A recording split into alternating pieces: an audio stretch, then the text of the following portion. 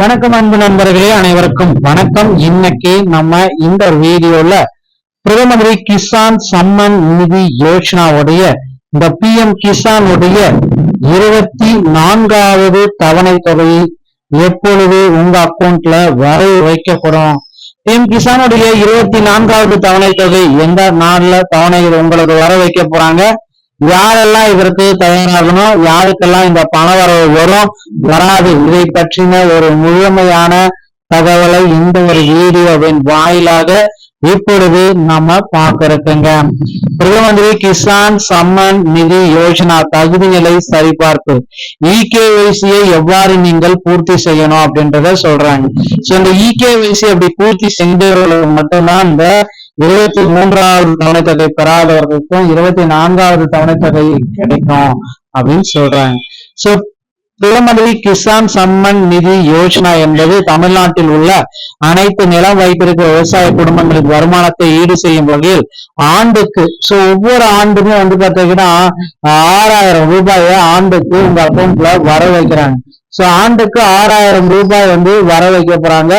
2000 ஓகேங்களா, 3 தவணைகளாக 2000. கடந்த தவணை பாத்தீங்கன்னா ஜூன் மாதத்திலே ஜூலைல வெளியிட்டாங்க. எல்லாருமே எதிர்பார்த்த மாதிரி இந்த அடுத்த தவணை எப்போது வெளியிட போறாங்க, இதுதான் இப்ப கேள்விக்குறியா இருக்கு. 24வது தவணை தொகை ஜூலை இறுதி ஆகஸ்ட் முதல் வாரத்துல வெளியாகிறதுக்கு வாய்ப்புகள் இருக்கு.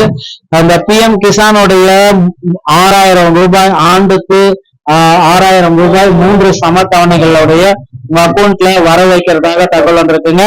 தகுதியுள்ள விவசாயிகள் மற்றும் பிரதம கிசான் சம்மன் நிதி யோஜனா திட்டத்தின் கீழ் 24வது தவணையை எப்பொழுது பெறுவார்கள்?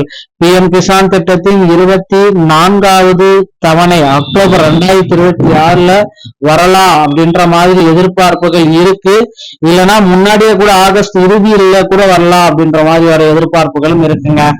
அக்டோபர் 2026ல வர வைக்கப்பட வாய்ப்புள்ளது. வழக்கமாக ஒரு 4 மாதங்களுக்கும் தவணைகள் வெளியிடப்படும். பிஎம் கிசான் தவணையின் மதிப்பு 2000 இருக்கும். கடைசி தவணை ஜூன் 20, 2026 அன்று வெளியிடப்பட்ட ஒரு குறிப்பிடத்தக்க ஒரு விஷயங்க.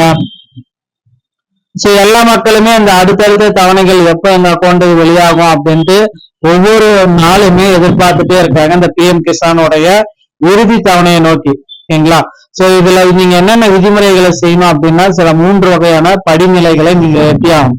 இந்த பணிநிலைகள் அப்படின்னு நம்ம பாக்குறப்ப முதல்ல பிஎம் கிசானுடைய அதிகாரப்பூர்வமான இணையதளத்திற்கு சென்று உங்களுடைய ஸ்டேட்டஸ அப்டேட் பண்ணிக்கோங்க அப்படின்னு சொல்றாங்க. பயனாளிகளின் நிலை பக்கத்தை இறங்குவோம். பயனாளிகளின் நிலை என்பதை கிளிக் செய்யுங்க. 3வது பயனாளி உங்கள் ஆதார் எண் மற்றும் உங்களுடைய கணக்கு எண்ணை உள்ளிடவும்.